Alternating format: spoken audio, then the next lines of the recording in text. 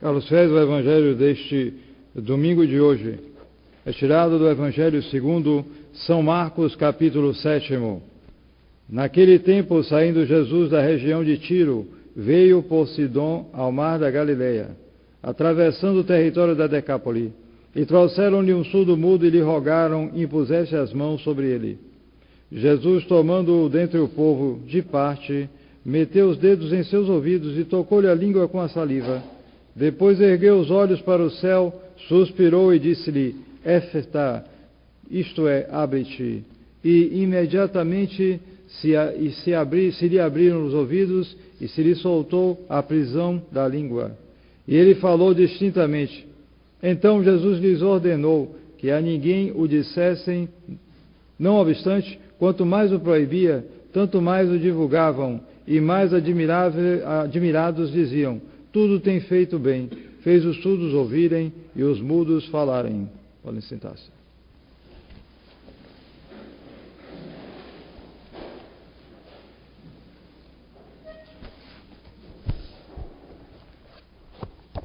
Nós estamos hoje no 11º domingo depois de Pentecostes, dia 8 de agosto, e segundo domingo do mês de agosto. Amanhã, dia 9 de agosto, é a vigília de São Lourenço, Mártir, vigília de terceira classe com memória de São Romão, Mártir. Na terça-feira, dia 10 de agosto, é a festa de São Lourenço, diácono e Mártir, festa de segunda classe.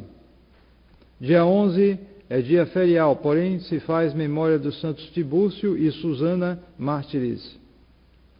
No dia 12, quinta-feira, é a festa de Santa Clara de Assis, virgem, festa de terceira classe. Dia 13 é dia ferial, porém se faz a memória dos santos Hipólito e Cassiano, mártires. Dia 14, sábado, é a vigília da Assunção, vigília de segunda classe, com memória de Santo Eusébio, confessor.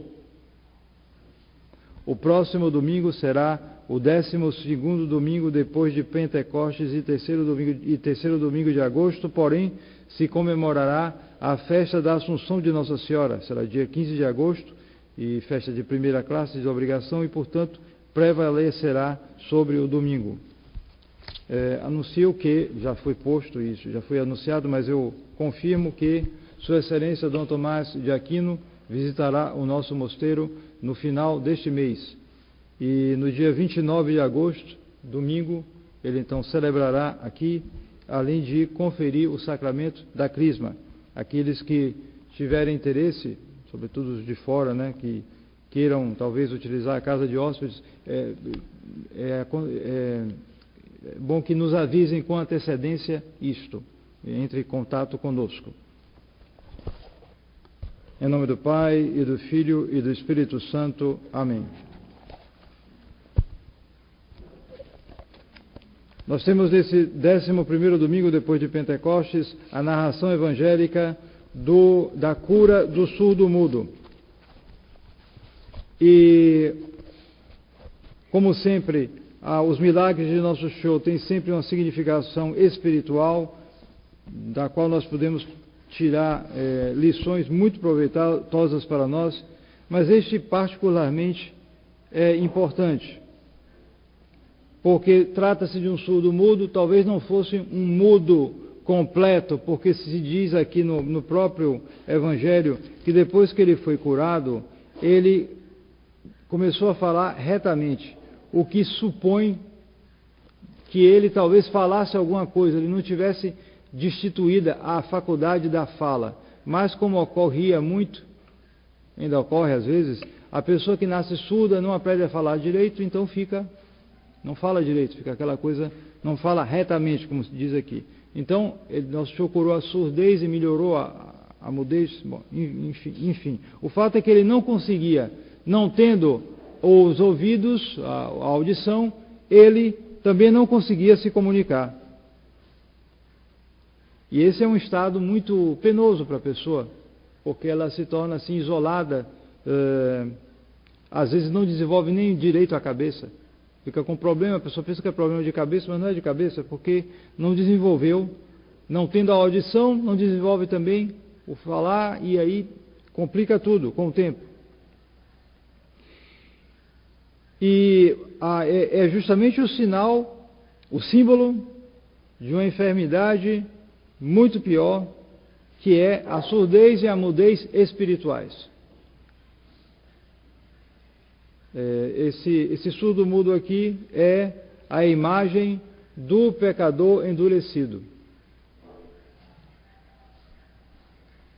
Porque, assim como a surda-mudez é algo muito difícil de se curar, com a pessoa educar um surdo-mudo é muito mais difícil, é claro, do que uma pessoa normal. Ele pode ser educado, mas é muito mais difícil. Assim também, um pecador endurecido para entrar no caminho do céu.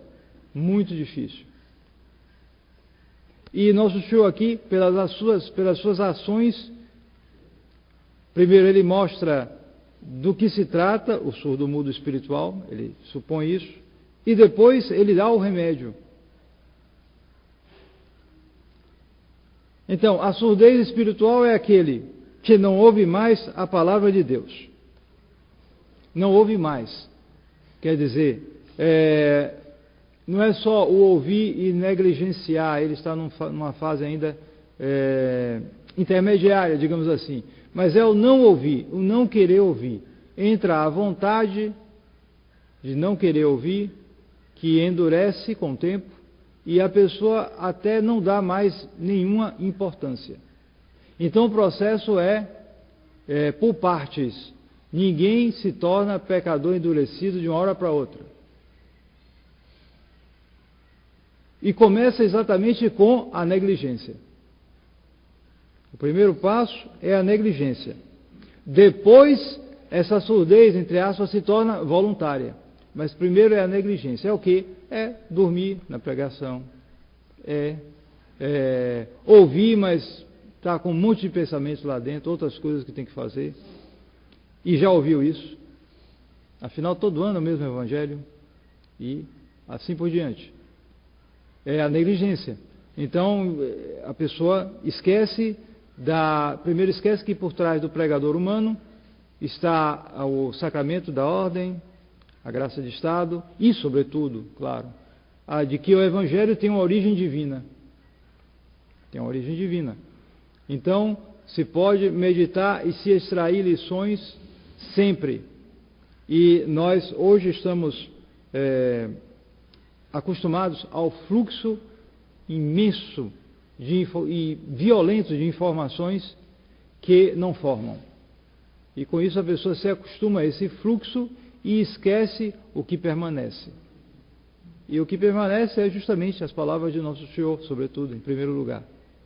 Então, esse esquecimento, já além do que o próprio costume do mundo moderno, de fluxo de coisas, de variedade imensa de coisas, já prepara a pessoa para esta negligência. Então, depois vem o voluntário, que é pior. O voluntário vem justamente quando a pessoa se dá conta da negligência e não combate. Não combatendo, se acostuma com esta negligência. E depois provoca esta negligência. E aí já é voluntário. Então, o processo de endurecimento aumenta muito mais. Aumenta de maneira exponencial. Porque a pessoa já entra aí, já se empenha nisso. E depois ela chega a um ponto em que ela se fecha completamente. Não quer mais ouvir a palavra de Deus. Em geral, é claro, uma situação dessa se acompanha de uma situação de pecado.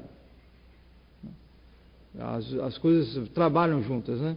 Então a pessoa não ouve porque ela sabe que se ela ouvir ela vai ter que mudar, ela não quer mudar. E ponto final, é isso. No fundo, é isso. Quanto mais consciente for isso, mais endurecido estará o pecador e mais surdo à palavra de Deus.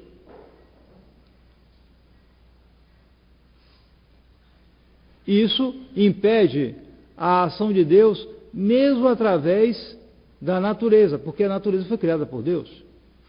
Uma das maneiras que nós podemos ouvir, por assim dizer, Deus que nos fala é através do espetáculo da natureza, que nos revela a sua existência e alguns dos seus atributos, de maneira natural. Mas já é alguma coisa. E é impressionante como o espetáculo do mundo moderno oferece esse fechamento até para essa voz da natureza, coisa que os pagãos não tinham tanto assim. Nós pusemos no lugar da criação o evolucionismo, pronto. Surdez completa para a voz de Deus que fala através da natureza. Ele diz simplesmente a natureza e não diz a criação. E com isso se fecham até para o natural. Então, o sobrenatural então fica completamente ele fica completamente impermeável para a voz dos ministros de Deus, para os bons exemplos dos santos, etc, etc. Em geral dizem, isso foi naquele tempo, e pronto. E aquilo basta. Basta por quê? Porque ele quer o mundo e não quer as coisas de Deus. E porque justamente o pior é isso. Eles estão endurecidos para o bem, eles estão surdos para as coisas de Deus, mas têm os ouvidos abertos até não poder mais para o que vem do mundo. Se fosse um ensurdecimento completo, melhor seria, porque pelo menos ele não ouviria as coisas do mundo. Não. O ensurdecimento é para as coisas de Deus. Para as coisas do mundo ele está com ouvidos completamente abertos. Qualquer música mundana, qualquer comentário ruim, qualquer coisa desonesta que aparece por aí, qualquer rumor, seja verdadeiro ou não, ele não só ouve as orelhas em pé imediatamente, mesmo que seja não sei quanto tempo, quanto de distância, ele ouve imediatamente aquilo, ele guarda, o que mostra o interesse. Bom, o guardar entra a memória, mas o interesse entra muito. O que a gente não tem interesse, a gente não guarda. O que a gente tem interesse, a gente guarda. Em geral é assim. Então, o interesse ajuda muito, potencializa a memória. Então, como todos têm uma memória, em geral, mediana, alguns têm mais, mas é uma memória mediana, o que faz a diferença, em geral, é o interesse. Então, se você fizer um vasculhar a sua mente e for vendo o que há nos seus arquivos, você vai tendo uma medida dos seus interesses. Se só tem lixo, é porque os interesses não são bons. Então, é isso, porque surdez espiritual. E essa surdez espiritual tem como consequência, assim como a surdez natural tem como consequência a mudez, ou não falar direito, assim também a surdez espiritual tem como consequência a mudez espiritual. Quanto mais ele se endurece no pecado, menos ele reza. É também uma correspondência. Não é matemática, mas corresponde. Se ele continuar rezando, a oração dele tenderá a ser mais ou menos supersticiosa. Mais ou menos. Também isso não é matemática. Mas vai perder o espírito. Vai ser maquinal. Vai ser um resto de hábito que ele adquiriu e que agora ele mantém, né? Já tá, inclusive se tiver idade, né? Mantém aquilo ali. Isso é muito perigoso. Isso pode atingir todo mundo. Mas, de um modo geral, a regra é essa, ele deixa de rezar. Bom, quando larga completamente, aí é porque se vê o voluntário da coisa. Depois, outro ponto, pelo menos nos primeiros passos da perdição da pessoa, a pessoa não confessa bem. Mesmo que ele não chegue ao sacrilégio, a mentir ao sacerdote, ou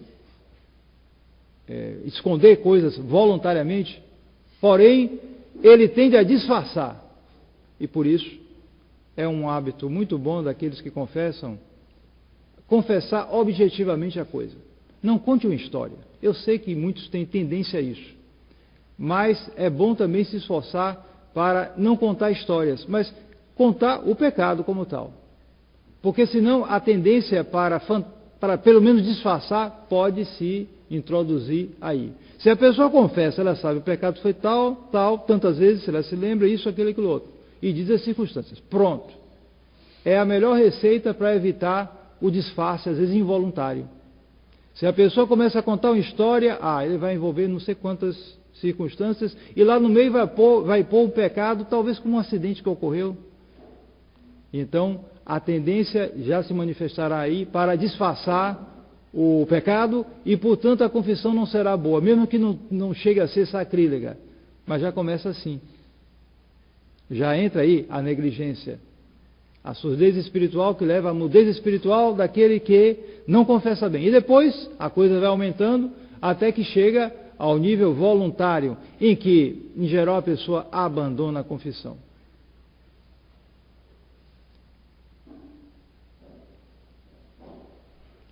Então o ciclo se completa, a pessoa acaba se fechando. Em geral, nesse ponto ela já está, quando ela chega a esse ponto, já está numa vida de pecado.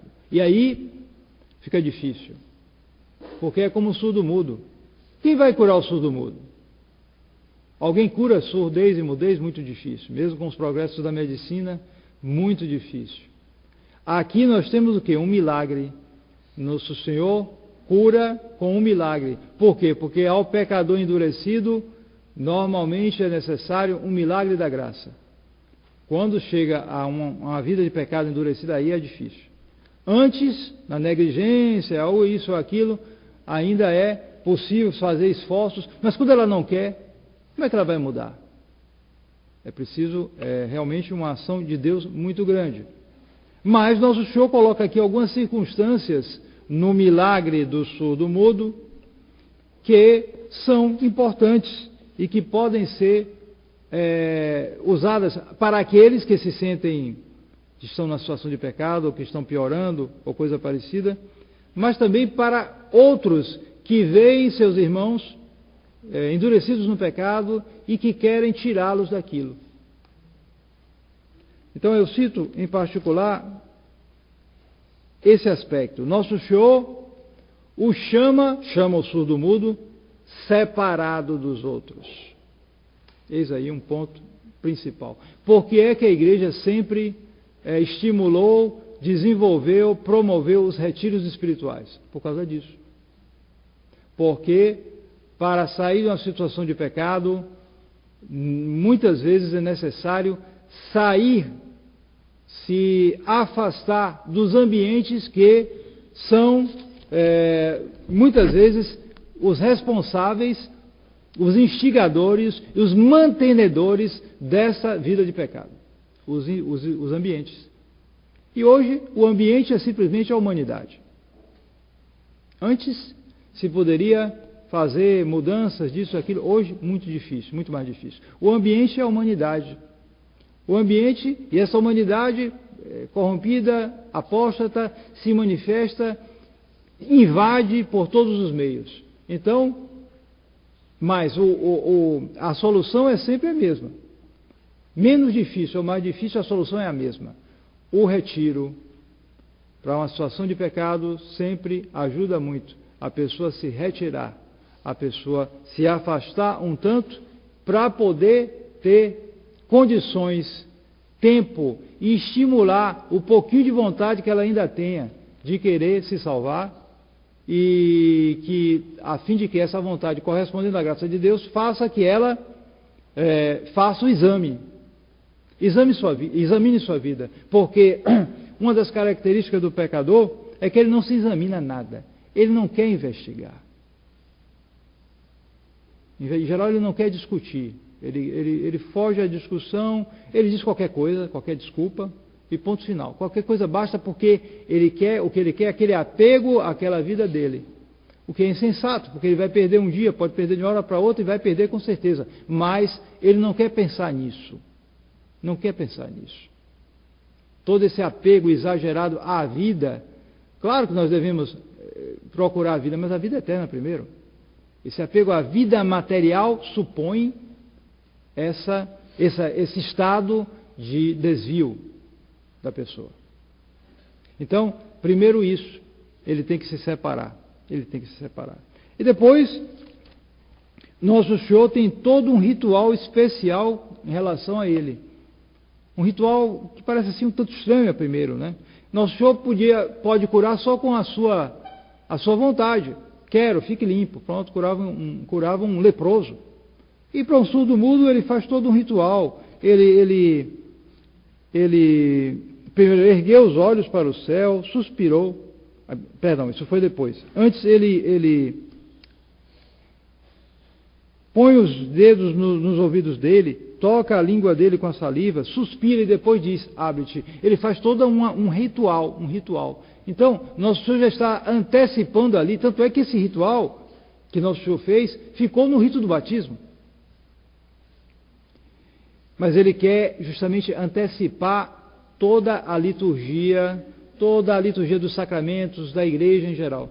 Isso também tem uma importância muito grande. E aí, nós entramos na situação triste da igreja hoje, em que a sua liturgia, todos os seus rituais, foram postos de pernas para o ar. E falando de liturgia, nós temos que falar um pouco também, mas está dentro desse tema, da surdez e mudez espiritual, mas falar um pouco do santo de hoje. Porque hoje, não é a missa dele, porque é festa de terceira classe, mas é o dia de São João Maria Vianney. São João Maria Vianney foi pároco de uma pequena paróquia chamada Ars, mais ou menos no centro da França, e ele se tornou o modelo do pároco, o modelo do padre, o modelo daquele que converteu completamente a sua cidadezinha, a sua aldeia, que era uma aldeia muito relaxada, e se tornou um modelo para a França, e daí começou a atrair multidões para a sua pequena aldeia. As pessoas foram sabendo e vinha gente de todos os lugares. De tal maneira que o demônio, que tinha muita raiva dele, chegou a dizer que se houvesse mais 2 dele, o reino dele estava destruído. Tal a santidade desse homem. E por que digo isso? Porque é festa dele e porque tivemos dentro desse mar de escândalos e de coisas tristes que ocorrem hoje na Igreja Católica, a declaração de um bispo auxiliar de Belo Horizonte, que há poucos dias, tem poucos dias isso aí, e justamente perto da festa de São João Maria Vianney, declarou o seguinte: São João Maria Vianney superestima e quase endeusa o padre. Não é mais assim. A teologia e a espiritualidade do presbítero, do padre, pós-conciliar, são outras. Então, nessa pequena declaração está dito muita coisa, né? Está constatada a revolução do Concílio Vaticano II. Quer dizer, a teologia e a espiritualidade do padre pós-conciliar são outras. Isso é verdade? Sim, tem muito de verdade nisso. Mostra a revolução dentro da igreja. E isto foi sendo feito não só depois do Concílio Vaticano II, mas disfarçadamente já antes do concílio.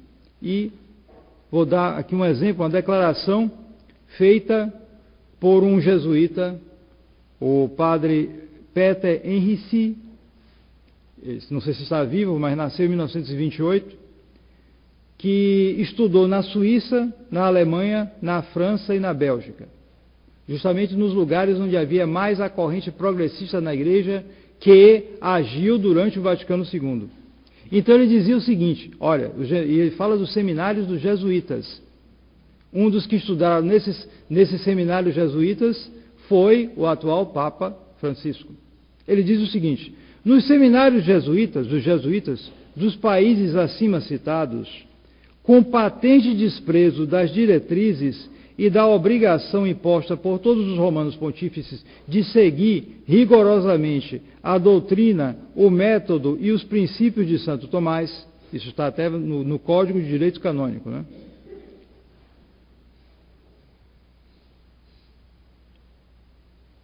Ele diz que os estudos escolásticos oficiais eram somente uma fachada. Então, escreve o padre jesuíta Henrici, cito: havia um manual de estilo antigo, escolástico, que, quando muito, era somente folheado. folheavam os manuais de filosofia escolástica, alguns folheavam, mas não eram estudados a fundo. E, além disso, por trás da fachada dos estudos oficiais, o modernismo era difundido clandestinamente entre os melhores alunos, cujas teses iam reemergindo na nova teologia. Escreve o padre jesuíta Henrici. Aos mais interessados pela teologia, o prefeito de estudos recomendava como primeira leitura os 2 primeiros capítulos de Sobrenatural, uma obra de Henri de Lubac, que era o mais proibido dos livros naquela época, e depois o seu Corpus Mysticum, e isto para que sentissem que enunciados teológicos idênticos podem ter significados diferentes quando variam as épocas e os contextos. Isso é simplesmente influência modernista que era disfarçadamente espalhada aqui, já nesses seminários jesuítas, antes do Concílio Vaticano II. O Vaticano II não nasceu por geração espontânea. Então, depois disso, eles tentam impor, sem declarar a verdade, eles tentam impor isto. E está aqui o resultado, essa constatação dessa revolução no concílio. Mas,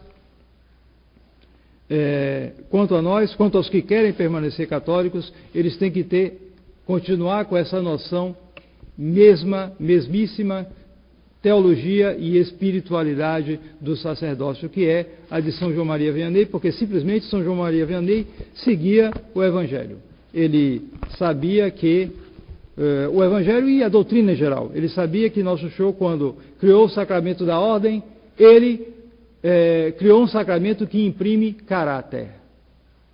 Uma pessoa que casa, ela recebe um sacramento, sem dúvida. Mas, quando um dos cônjuges morre, acabou o casamento. Quando forem para a eternidade, não levarão a marca de casados. A prova é que, quando um morre, ele pode casar de novo. Não imprime caráter. Mas um sacerdote, quando ele recebe o sacramento da ordem, ele pode não andar bem, achar que a espiritualidade e a teologia mudaram ou coisa parecida. Mas, de qualquer modo, mesmo que ele vá para o inferno, a marca do sacerdócio permanece. Então, que Nosso Senhor nos proteja dessa cegueira, dessa surdez e mudez espirituais e nos mantenha sempre atentos para a doutrina e para o seguimento da verdadeira doutrina. Em nome do Pai, e do Filho, e do Espírito Santo. Amém.